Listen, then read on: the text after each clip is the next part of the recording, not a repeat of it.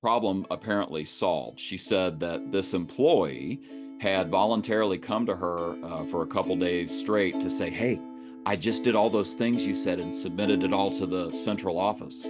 So the employee has made the change. Welcome again to It Doesn't Take a Genius, conversation with introspective perspectives and pithy points of view. Here are your hosts, my friends, Max and Marty. I think that's Mark and Mike. Yeah, whatever. Happy New Year, Ramsey! Wait a minute. I think you're getting a little ahead of yourself. Happy Boxing Day, Mr. Marshall. Ooh, Yeah. Boxing Day. Oh, yeah. One of my all-time favorites.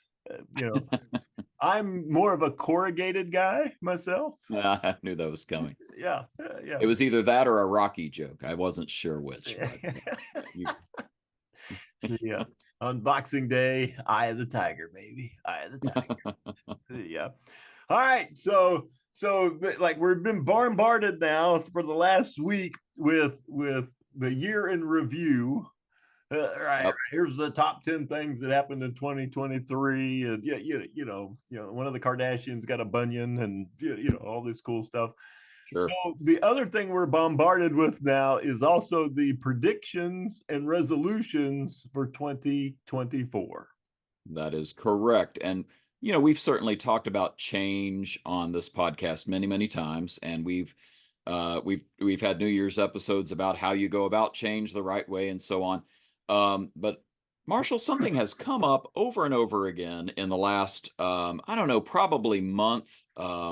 But I had a spate of it in the summer too, where just a very, very simple model I shared, and a lot of people just had some big ahas.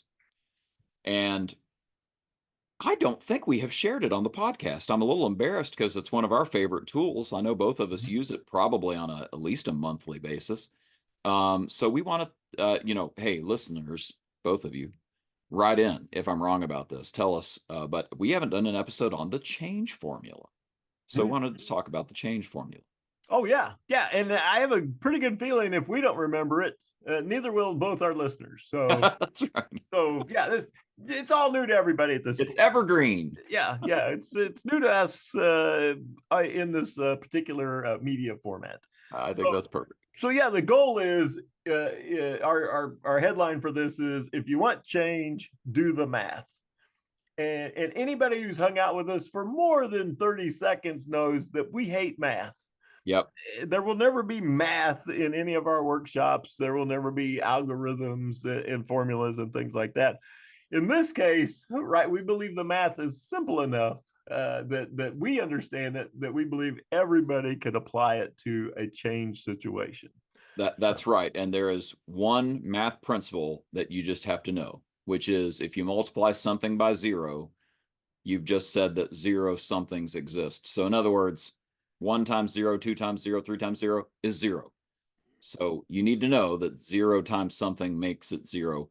And we're trying to avoid that as part of this formula. Exactly.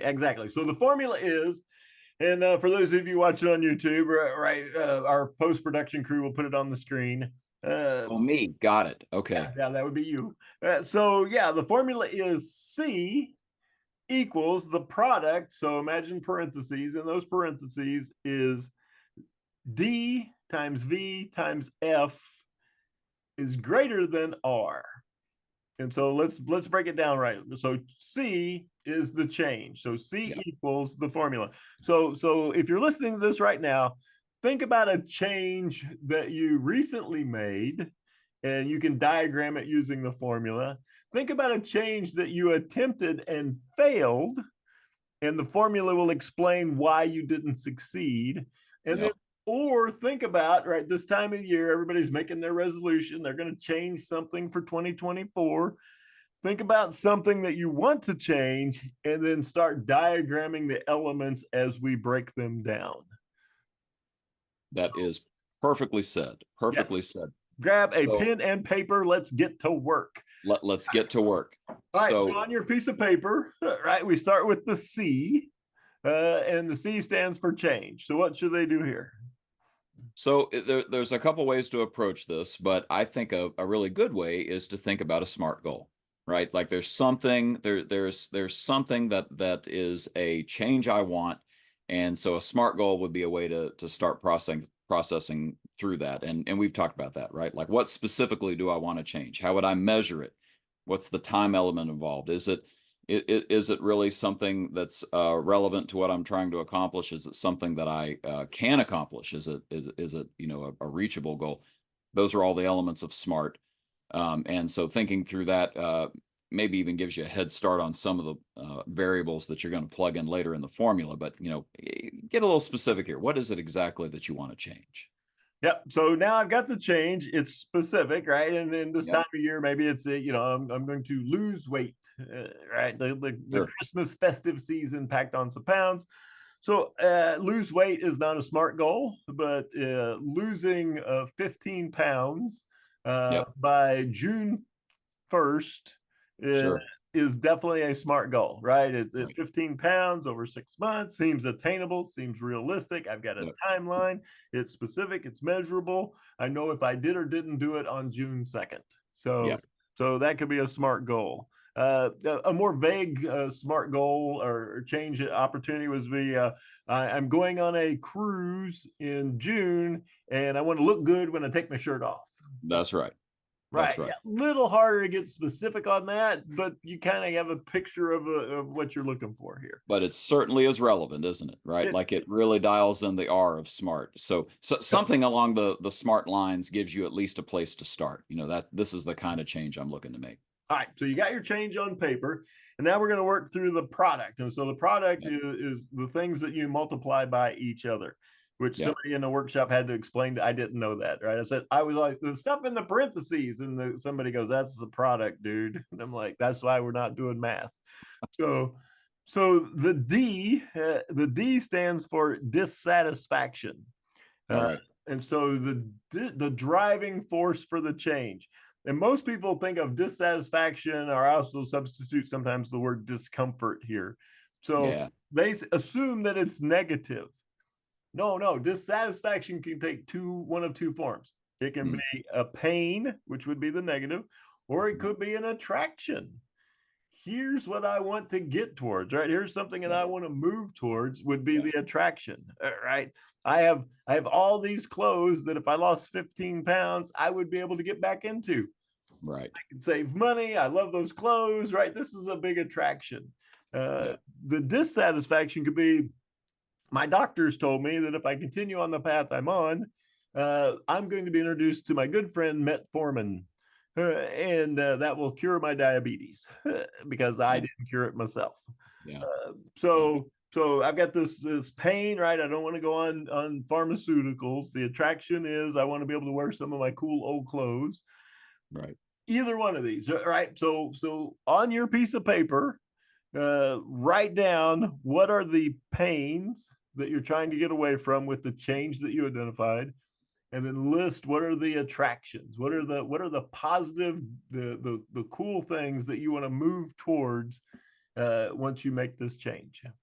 And one more thing about that is, I guess two things really. One is that it could be that like you said, it's a headache that you want to overcome, or it's a man, we don't have this and we really want it, that thing that we want. It could also be for some folks just a number, right? It's just a number, like we're not achieving that certain benchmark that we really wanted to achieve. I'm dissatisfied about that as an organization, as a team. And again, whatever it is, remember something times zero don't work. It's going to flatline it out to zero. So you're going to have to spend a little bit of time at least thinking about what is the dissatisfaction, or this whole formula doesn't work. The same is going to be true as we go forward. So, well, and how many times have we heard that, right? If they're not dissatisfied, they won't do anything different. yeah, why change? Yeah, if everything's cool, I'm not going to do anything different. And we see this even to the extreme of alcoholism. Yep. You see an alcoholic, and that they're shortening their lifespan. They're potentially losing their jobs. But if they're not dissatisfied, That's right. I still like drinking. I Yep. like everything about it. Right? I see no problem here. The Yep. odds of getting them to stop or even begin to the process of stopping is completely zero. right? Yeah, that's right. Which factors into our formula. And that doesn't have to be rock bottom, by the way, right? It could be, and this I'm talking broadly, right? But let's go to the alcohol example. Okay, some folks hit rock bottom. They wake up in a gutter, literally. But some folks, I had a client that I worked with. He said, I used to have a drinking problem. I started changing the day that I realized every bad decision I had ever made had to do with alcohol. Right. That was it. That was the dissatisfaction. I don't want any more bad decisions. And so he made a change.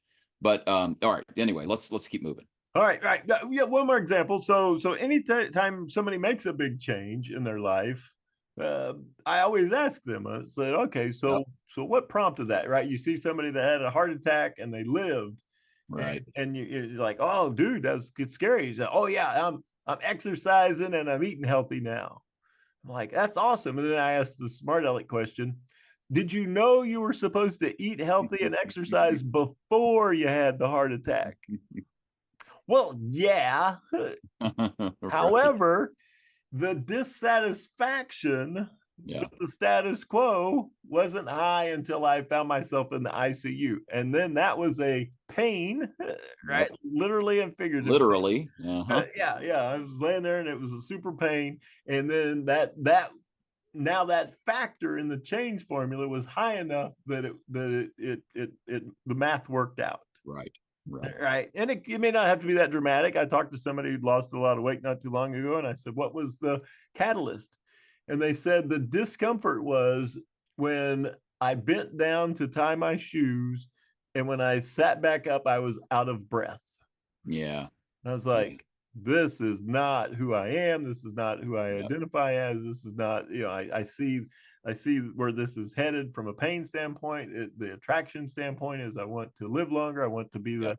able to dance at the father-daughter dance, Mhm. at my bride's wedding or my daughter's wedding. So Yep. yeah, so the dissatisfaction was palpable and it entered into the equation. All right, Yep. so but Okay. dissatisfaction is not enough. You multiply that times the vision.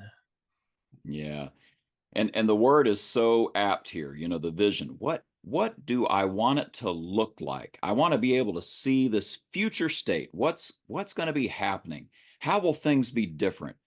What will be different about my interactions? What will be different about how I feel? How am I going to feel about, achieving this goal, achieving this new change that I'm trying to make? There are so many different positive ways we can sort of dream about and just start to salivate about, yeah, that's it. I want that. So instead of sort of getting away from the current state, this is more about going toward the future state. So I got to see a vision to know what I'm going toward, and that's what this whole section is about. Oh yeah, and we've talked about defining the future state. Right. Why are you doing this? What would it look like? What would it feel like? What would you Yep. see when you got there? And so here you have to use mental imagery. Right? Yep. You have to picture yourself stepping onto the scale and it not groaning. You Right. picture yourself stepping into your clothes, your former clothes, and effortlessly fastening the fasteners. And so Yep. you picture your team accepting the award for the highest performing department in the region, right? Whatever but you got to picture it, and we even have exercises where we make people draw it. We Yeah. give them colored pencils and a piece of art paper and say, draw your vision, right? What's the timeline? A year from now, what would the future state look like? What would you be doing? What would your people be doing? What would the world around you look like? What would success look like? Using no characters found on the keyboard of a computer, Mm-hmm. draw the vision. And people Yep. giggle and chuckle, but once they start doing it, they figure out what's that adage? A picture is worth 1,000 words, or a picture is worth 10,000 Yeah. words. So Yeah. this one picture of the defined vision, all of a sudden, wow! All right, I see where I'm going. And so, as a multiplier, the vision is a key multiplier, and it has to be clear enough that it weights the equation. So I'm curious what you think about this, but we talk about rewards. sort of giving yourself a little reward as you start to make these changes, and maybe a final reward at the end of the goal. Like, I achieved the vision. So I had there was a car dealership years ago I worked with, and they had I'm gathering a very expensive bottle of tequila that they were saving back, and it was going to be opened when they achieved X. Is that enough? Probably not, right? Like, that can't be just the vision for the future, is that I'm going to, reward myself with this prize when I do it. But how do you see that playing into the vision for the future? Do you think that has a role? Oh yeah, yeah. You hear famous actors and actresses talk about they imagine themselves accepting the Oscar. Yeah. Yeah, the Academy. I imagined, I was holding the statue. I imagined who presented it to me. I imagined my speech. Yeah. Right. And that was enough to get me up and going to the next audition. Right. Yeah. I had dissatisfaction about where my career was currently, and I knew that my skills and talents were not suited to the waitressing or waiter job that I had. I had this vision of me accepting the Academy Award, and so imagining the celebration, which was the recognition of doing all the good stuff, right? I had to have made a good movie, I had to turn in a good performance, whatever it Right. was. Right. But yeah, the vision was the end was pretty darn cool and spectacular. I could see it, I could smell it, I could imagine it in clear detail. Yeah, this is a lot of mental imagination, and just having to make that future state seem so real to you that, like I say, you salivate. I gotta have that. I'm gonna make that happen. Mm-hmm. Good stuff. Oh yeah. All right. So next, the third of the three multipliers within the product is first steps. So I can have Yeah. this pain, this attraction, this discomfort. I can have this vision. If I don't know what to do first or Right. next, yeah, nothing happens. So if my first step, right, your point is so good. If my first step is 0, I have not defined a first step. I multiply it all out, I get 0. Yep. Right. So I've got to have a first step. The formula, somebody pointed out to me, as Sheldon Cooper type, that the formula should actually be 1 over X, is 1 over F would be first steps, because our system is, if the first step is not working for you, you got to make it smaller. Yeah. And Yeah. so, Yeah. yeah, because we see people like this time of year, right? What's your plan? Well, my vision is to have a fully staffed team. All right, so what are you going to do? Well, I'm going to hire 3 people before the end of the first quarter. Yeah. Not gonna happen. Yeah, it's too big, right? The first Too big. step is like, Yeah. okay, there's so much that goes into hiring people. Right. So we keep breaking it down smaller. All right, so what would be the first step to hiring somebody? Well, I've got to run the ad. Nope. What would be the step before that? I got to write the ad. Yep. Mhm. Oh, what might be a first step before that? I've got to get approval from my manager to hire 3 people. Yep. All right. Smaller step than that. I have to schedule a meeting, right, with my manager with the topic of, staffing up my department. Yeah. All right, And that's doable. and see, what's so cool about that is when you break it down to that level. Well, now I have a deadline on the calendar. There's a meeting with the boss. I think I might take another step. I'm going to prepare for the Yes, meeting and do a yeah. little planning and say, here's how I justify that this is going to work. And Mhm. now you're off to the races, right? And like, now you've done some things that are going to fast forward some of the future steps, right? Because Mhm. maybe what I've written up to justify this to the boss makes it into the ad, makes it into the interview, makes it into how we measure criteria on whether or not this is a good fit. So every bit of the little steps end up helping you gain momentum and take further steps as you go. Oh, definitely, definitely. And so yeah, and part of that prep may be roughing out the ad. Yep. So now I've, so this all came about from there was some research around doctors. And so doctors were struggling to get patients to exercise, right? You go to the doctor, you pinch and poke and measure, and they'd always come up with the same recipe. All right, you need to work out, whatever the cool metric was. It changes from decade to decade, right? 3 times a week for Right. 20 minutes a day, or 4 times a week for 30 minutes a day, right? That was the prescription, right? You need to, these are people who are sedentary, not doing nothing. Yep. And and when you talk to doctors and said, all right, how many people adopted the workout regimen after you prescribed it? And they're like, none. Right. It was just too big a leap to go from sedentary to working out 3 or 4 times a week, 20 Sure. minutes, 30 minutes at a time. So there was some research done, and they tested it with doctors. And so what they did was the doctors prescribed the following exercise regimen. Hmm. What I want you to do is, while you're watching TV in the evening, when a commercial comes on while you're watching your favorite show, I want you to stand in front of your chair and walk in place for the length of one commercial. Uh-huh. Yep. Can Yep. you do it? Yep. Well, you want me to just stand in front of my chair and move my feet up and down for 30 seconds? Yep. Yep, that's it. Yep. Right. So the goal, right? The first step was so tiny that no one could come back to the doctor and go, just couldn't do it, doc. Right.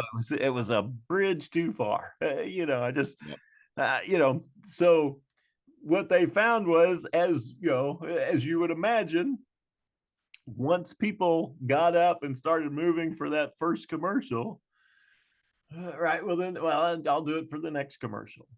Yeah. I'll do it for the whole commercial break. Yep.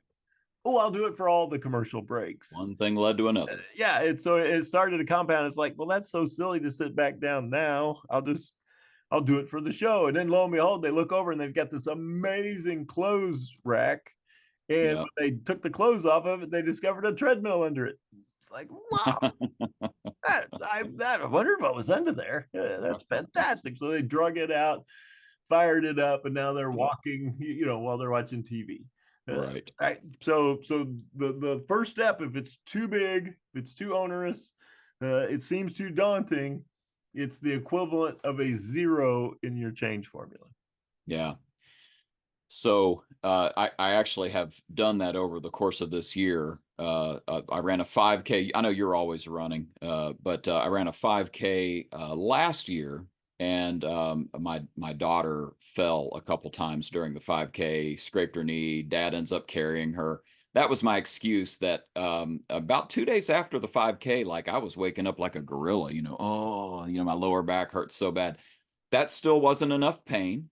I had to wait for about a month and a half to go by, 2 months maybe, where I said, I still have that pain. This is ridiculous. I need to do something.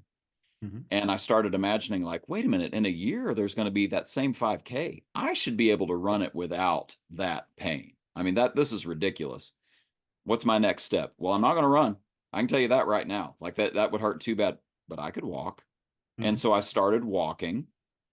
I couldn't tell you how often, but I tried to make it a real habit that, if I got up before the kids and got through breakfast and a little Bible study, I would turn off the alarm, go outside without waking anybody up, and walk the neighborhood. I had, kind of like a mile route, just 30 minutes and I was done.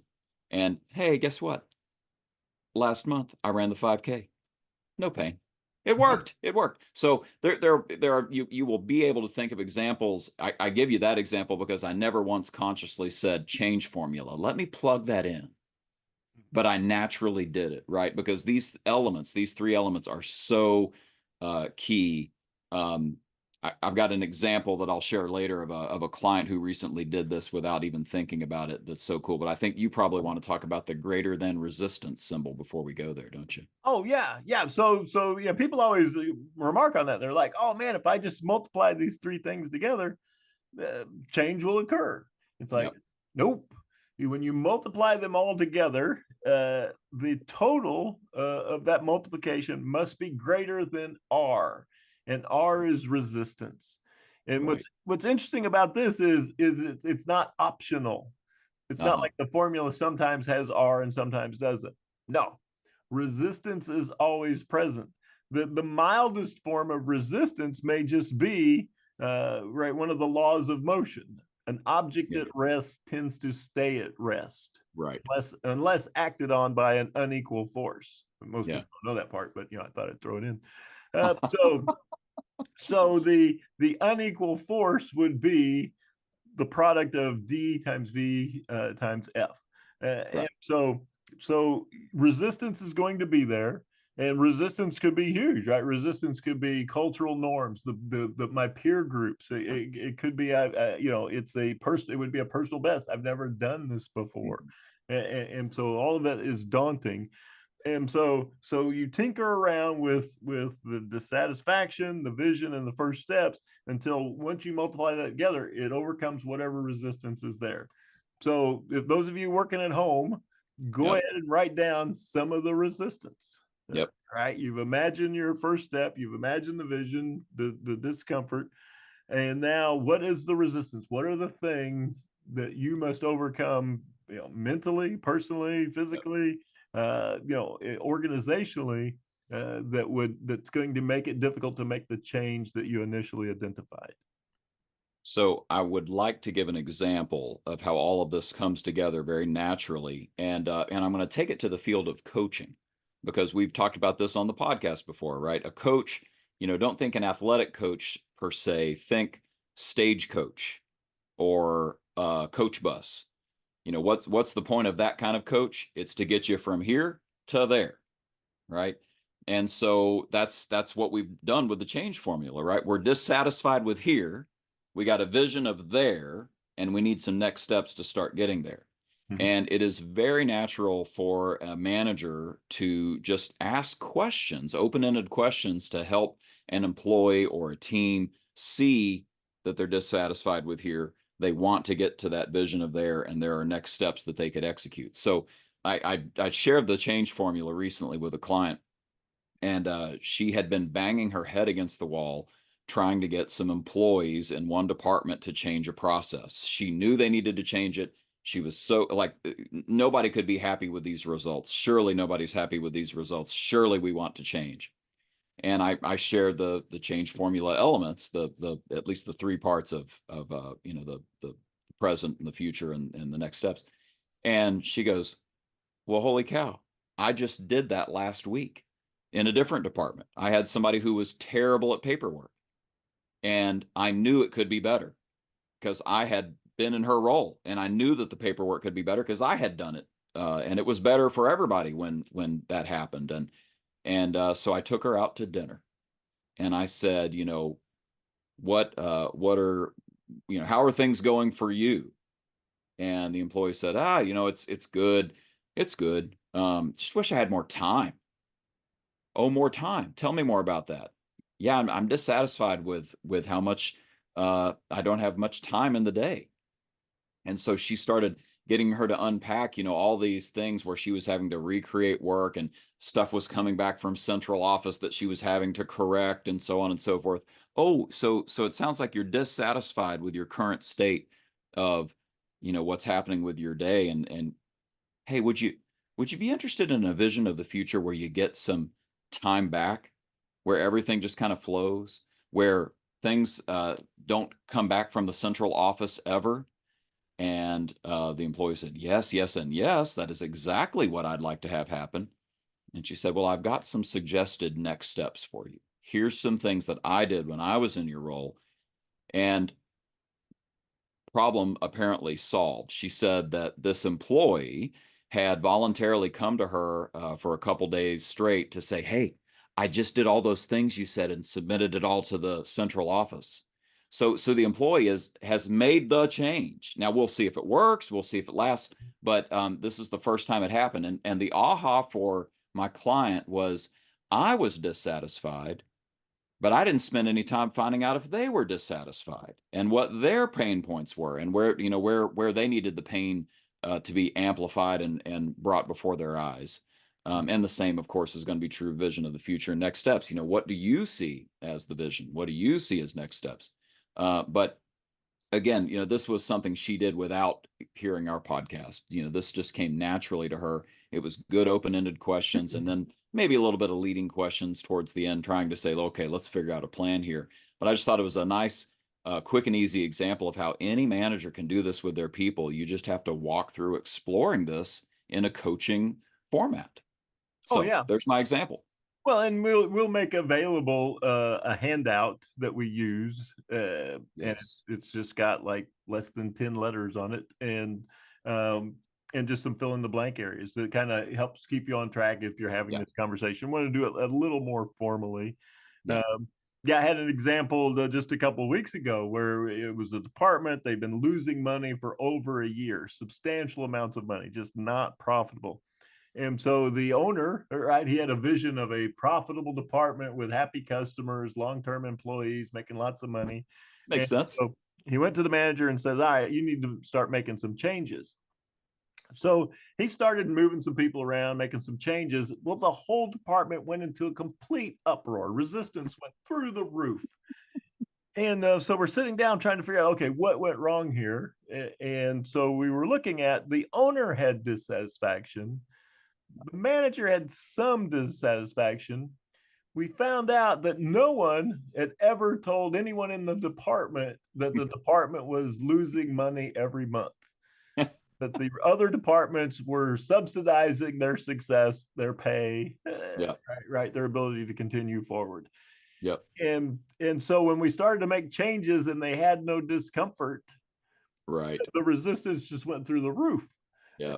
And it's like, what happened? It's like, has no one told them that, yeah, this is an unsustainable path and will end Right. in the whole shutdown of the thing?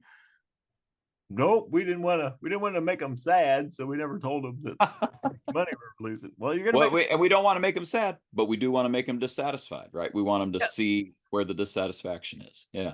and they're gonna be much more sad when you padlock the door. Right. Right. They have Pay zero. now or pay later. Yeah. It's more sadness to come. So Right. so there was an example of where there was a neglected element of the change formula, which Right. in this case ramped up resistance. Yeah. Yeah. Perfect. So yeah, if nothing's changing, that means I've got to ramp up the discomfort, right? The pain or attraction. The Mhm. vision must be clear, or I must Yep. make the first step a tiny bit smaller. Tiny, tiny, tiny. And Yeah. I keep tweaking the formula, right? Just like in your example, in this case, could be a one-on-one kind of thing. I keep Mhm. tweaking the formula until somehow the math works out that it overcomes resistance, and then the change begins. Perfect. Perfect. It's so common sense. And sometimes it just takes spelling it out to make this work. And that's what we do. We've talked about this many times. If you put a name to it, you can tame it, right? Name it and tame it. And so that's what we're doing here is trying to label some of these things so that we can actually manage and address them. So hopefully this helps everybody get a great start to Y2K24. Is that how you say it? Y2K plus 24. I don't. You and your Greek stuff just confuses me. Sure. Yeah. Let me throw that stuff out there. All right, so let's wrap this up. We'll throw it over to our favorite theoretical physicist, mathematician, and avid Pez collector, Mr. Wolf. Take it away, sir. I wish he collected Pez. I'd love that. So go ahead and tweet that, or share it any other way you want. As always, there are no rights reserved, no trademarks, no copyrights. Share it if you want to. And join us next time on It Doesn't Take a Genius. That's good enough.